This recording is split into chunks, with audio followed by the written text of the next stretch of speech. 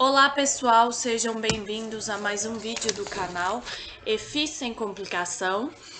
Como vocês já sabem, eu sou Renata e hoje nós vamos falar sobre processamento de informação e tomada de decisão. E se vocês gostarem desse vídeo, deixe o seu like, ative o sininho de notificação e, se possível, compartilhe e deixe seus comentários com as dúvidas e sugestões. Então, os executantes habilidosos, eles são peritos em analisar a informação ambiental do meio ambiente, tomando boas decisões e produzindo, então, movimentos eficientes. Geralmente, as decisões tomadas desses indivíduos habilidosos, elas vão promover uma resposta eficaz para ele. Então, falando um pouquinho sobre o processamento de informação, nós sempre temos um estímulo que vai ser gerado aí para a pessoa e ela então vai desenvolver uma resposta àquele estímulo. Então, por exemplo, imagina uma bola vindo em sua direção. Aquele é o estímulo, a bola está vindo.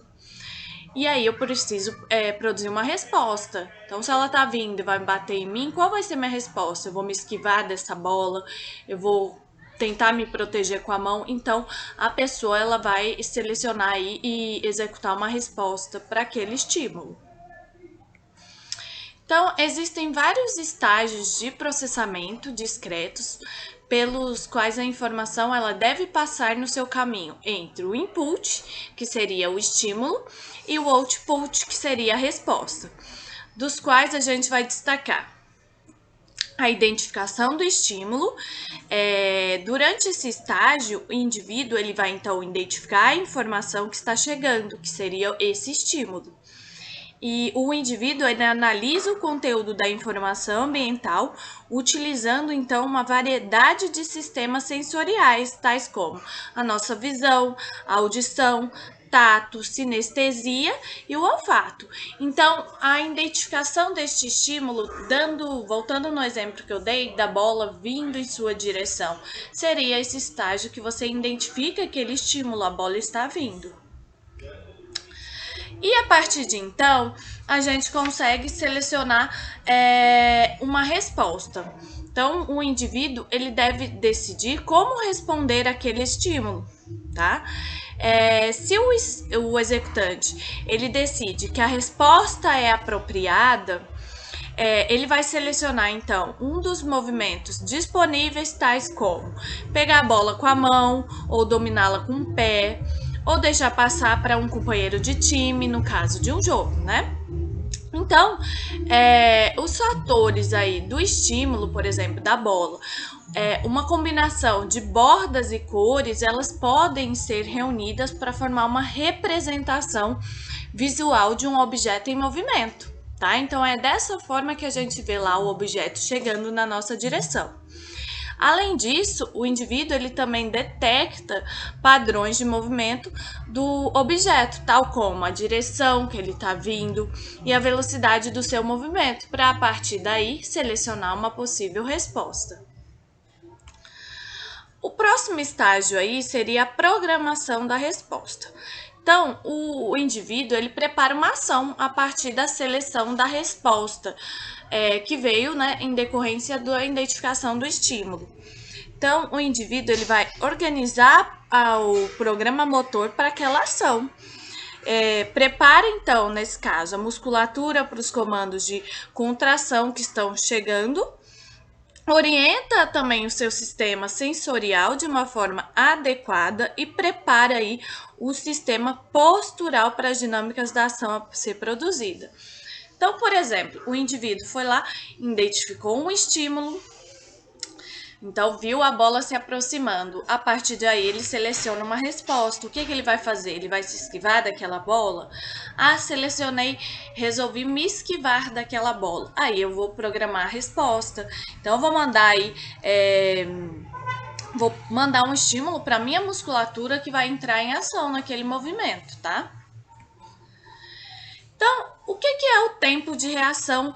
Voltando nesse conceito, seria o tempo decorrido entre o estímulo e a resposta propriamente dita. Esse seria, então, o tempo de reação.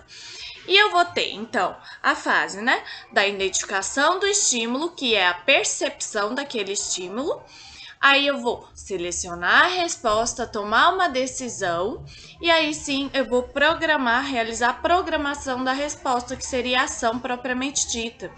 Então, quanto mais rápido, né? Desde o estímulo que veio até a resposta, mais rápido seria meu tempo de reação. Então, um exemplo aí é... Primeiro, uma jogadora, por exemplo, ela vê uma colega infiltrando para a cesta. Então, vamos pensar aí numa jogadora de basquete. Isso seria, essa colega que está infiltrando para a cesta, seria a identificação do estímulo, tá? Aí, na segunda opção, que seria a seleção da resposta, ela vai decidir fazer um passe rápido, por exemplo, para essa jogadora. Então, seria a decisão dela. E posteriormente, que seria, né, a fase de programação da resposta, essa jogadora, então, ela realiza um passe para um ponto no espaço à frente aí da sua companheira de time que está correndo. Isso seria a resposta ou ação. Então, ela vai executar, né, o passe logo à frente para essa colega poder interceptar essa bola. E voltando aí no tempo de reação e tomada de decisão, é o intervalo de tempo que vai então decorrer entre a apresentação de um estímulo não antecipado até o início da resposta da pessoa. Então, é um estímulo ali que chegou, eu não estava prevendo aquele estímulo até o início da resposta. E vai indicar a velocidade e a eficiência aí da minha tomada de decisão. É importante destacar que em muitas habilidades rápidas, o sucesso ele vai depender de quão rápido o executante ele consegue detectar algumas características do ambiente ou dos movimentos do adversário. Então, quanto mais rápido ele tiver essa detecção, melhor. E quais os fatores aí que vão influenciar o tempo de reação e tomada de decisão? O primeiro fator seria o número de alternativas de estímulo e resposta. Então, nós temos o tempo de reação de escolha, que seria o intervalo de tempo entre a apresentação de um dos vários estímulos possíveis não antecipados e o começo de uma das várias respostas possíveis. Então, vamos lá. Eu tô jogando voleibol. A bola vindo aí na minha direção seria, né? Um estímulo possível, um dos vários. Ela pode vir de várias direções, mas ela veio, eu detectei aquele estímulo, né? E eu tenho várias respostas que eu posso dar àquele estímulo. Eu posso dar uma manchete, eu posso dar uma cortada. Então, eu tenho várias opções, né? Que seria esse tempo de reação de escolha. E o pré-período?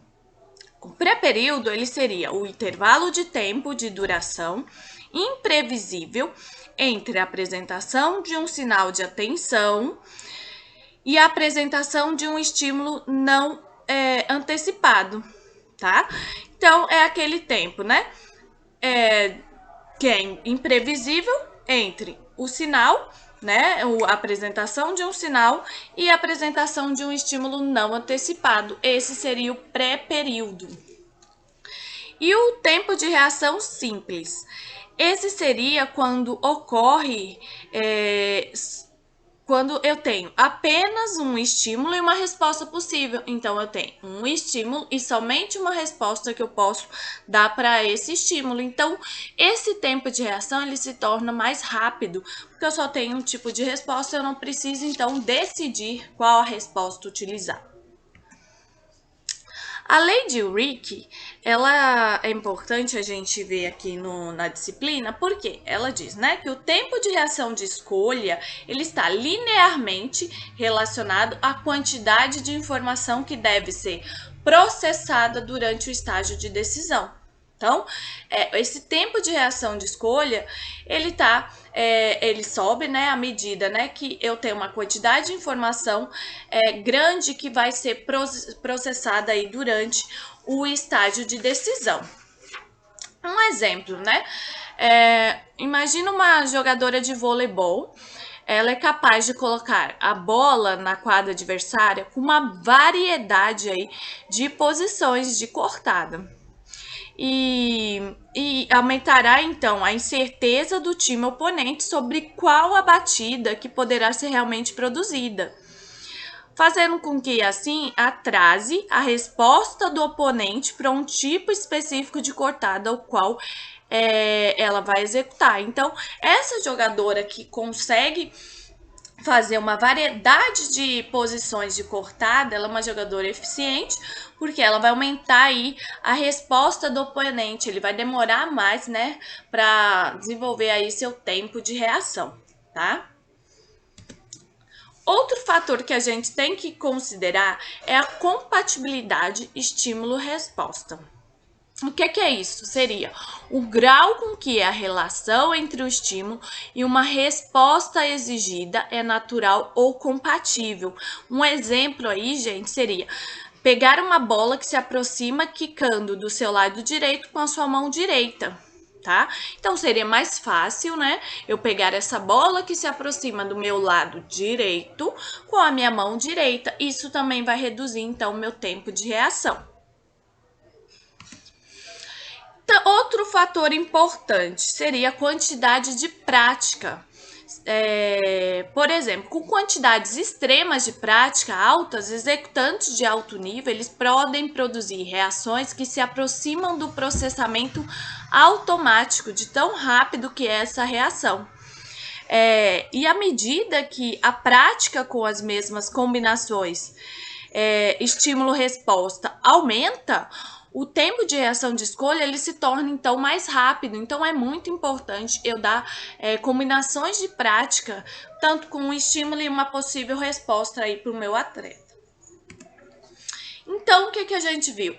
O tempo de reação e a tomada de decisão ela é influenciado pelo número de alternativas de estímulo-resposta. Quanto maior o número, maior vai ser esse tempo de reação e tomada de decisão. A compatibilidade de estímulo-resposta. Então, se eu tenho uma alta compatibilidade de um estímulo e uma resposta, eu vou reduzir esse tempo de reação. E a prática, conforme eu dou mais oportunidades de prática aí para o meu atleta, eu diminuo também esse tempo de reação e tomada de decisão. Um fator importante agora é a questão dos atrasos aí na tomada de decisão. Então, uma maneira de que as pessoas, né, lidarem com longos atrasos na tomada de decisão é antecipar o estímulo. Tipicamente, um indivíduo habilidoso, ele vai predizer o que irá acontecer e quando isso vai acontecer antes de acontecer, podendo então antecipar o estímulo. Então, pessoas altamente habilidosas, elas sabem quais estímulos terão maior probabilidade de serem apresentados, onde eles aparecerão e quando vão ocorrer, de maneira com que esses indivíduos eles conseguem prever o tipo de resposta que provavelmente será exigido, podendo então, né, aumentar aí seu tempo de reação.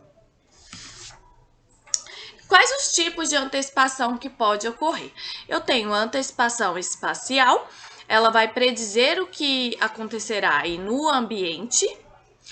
E eu tenho antecipação temporal, que prevê quando um evento ambiental ocorrerá, o momento aí que ele vai ocorrer. Então, quais os benefícios de uma antecipação?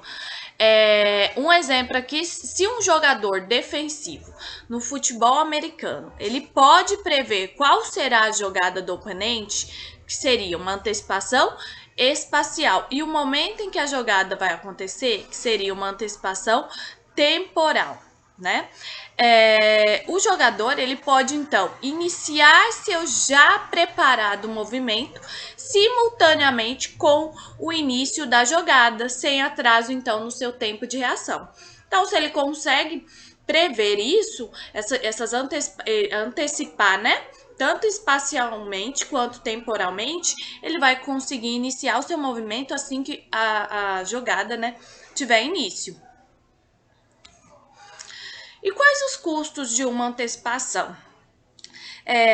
Pode ocorrer uma resposta, por exemplo, ineficaz quando a antecipação ela for incorreta. Então, se eu dou uma antecipação de modo incorreto, eu vou ter uma resposta